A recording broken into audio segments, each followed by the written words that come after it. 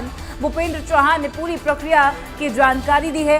परीक्षा के दौरान अभ्यर्थियों को नहीं होगी परेशानी। उन्होंने कहा कि जीरकपुर से स्टेडियम तक अभ्यर्थियों के लिए बसों का इंतजाम।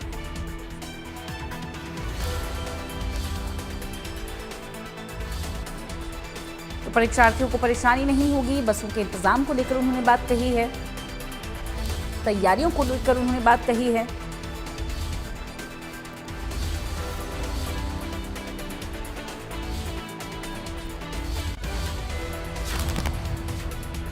बड़ी खबर बता रहे हैं इस वक्त आपको, बड़ी जानकारी है। परीक्षा के दौरान अभ्यर्थियों को परेशानी नहीं होने दी जाएगी।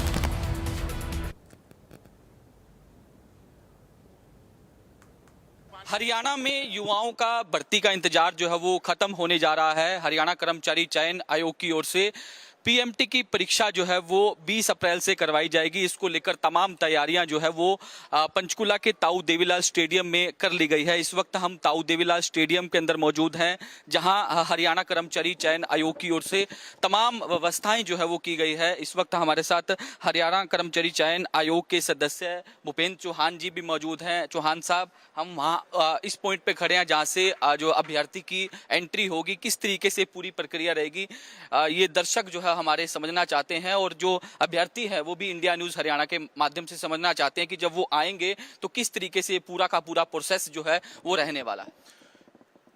यहाँ अभ्यर्थी के आने के बाद, गेट में एंट्री करने के बाद सबसे पहले आधार बेस्ड उसकी बायोमेट्रिक होगी। उसके लिए हमने 10 काउंटर 10 ऑपरेटर यहाँ रखे हुए हैं। सबसे पहले बच्चा यहाँ आकर अपनी आधार बेस्ड बायोमेट्रिक पूरी करेगा, फिर इस प्रांगण से होते हुए पीएमटी की तरफ प्रवेश के लिए वो आगे बढ़ेगा। पीएमटी एरिया में जाने से पहले यहाँ अपनी पूरी प्रक्रिया करेगा, उसका थंब इम्प्रेशन लिया जाएगा।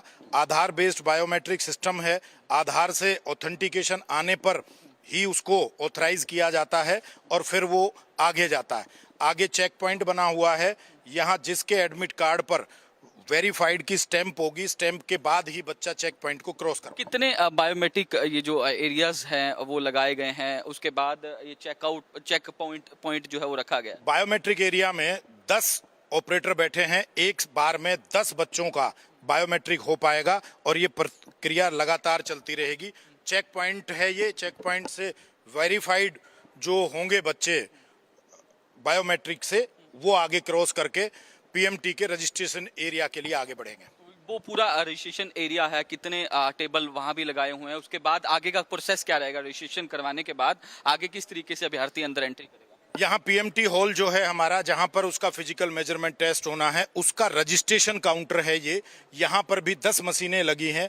बच्चा यहाँ आएगा तो उसका पहले रजिस्ट्रेशन होना है, क्योंकि जो मशीन का सॉफ्टवेयर है उसके अंदर रजिस्टर्ड व्यक्ति का ही कैलिब्रेशन, मशीन जो है कैलिब्रेटेड हमारी अंदर, वो मेजरमेंट कर पाएगी। डॉक्यूमेंट्स क्या क्या उनके लिए जो है अनिवार्य होंगे? किस तरीके के डॉक्यूमेंट्स वो सबमिट करवाएंगे, उसके बाद वो रजिस्ट्रेशन करवा कर अंदर जाएंगे? यहाँ कोई डॉक्यूमेंट नहीं, वो केवल अपना एडमिट कार्ड लेकर आएंगे और एक आईडी कार्ड साथ में लेकर आएंगे, आधार कार्ड, जिससे उसकी एंट्री होगी। यहाँ पर केवल हमें उनके एडमिट कार्ड की रिक्वायरमेंट है, इसके अलावा कुछ नहीं। आगे किस तरीके से प्रोसेस रहेगा? अगर वो जिस तरीके से हाइट वेट चेस्ट के बाद आगे क्या प्रोसेस रहेगा? हाइट वेट चेस्ट के बाद बच्चा यहाँ की प्रक्रिया पूरी करके बाहर जाएगा।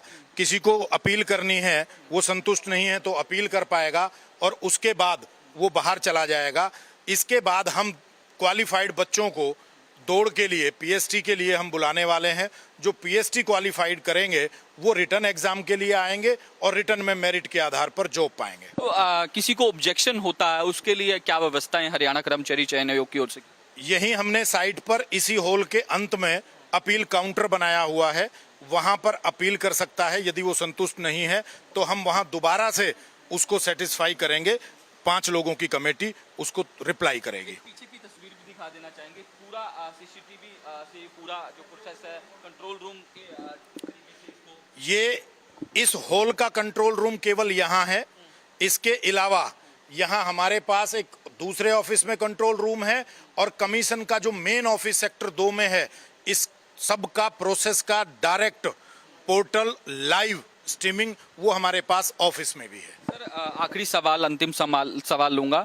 जो युवा आएंगे पीएमटी के लिए, उनके लिए क्या व्यवस्थाएं जो हैं वो हरियाणा कर्मचारी चयन आयोग की ओर से की गई है? आपने जिस तरीके से जिक्र किया कि जीरकपुर से परिवहन सेवा जो है उनके लिए रखी गई है, उसका चार्ज रहेगा, निःशुल्क रहेगी, क्या व्यवस्थाएं? जीरकपुर से बस स्टैंड से यहाँ तक बसेज हैं उपलब्ध। वो बच्चे यहाँ आएंगे, बाहर हमने रेस्ट एरिया रखा हुआ है, उस रेस्ट एरिया में रेस्ट करने का स्थान है।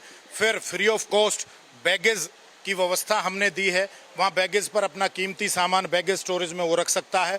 फिर टोकन काउंटर से एंट्री करेगा और एंट्री के बाद यहाँ बायोमेट्रिक पॉइंट पर आए। कितने अभ्यर्थी यहाँ आएंगे? 20 तारीख से पीएमटी शुरू हो रहा है।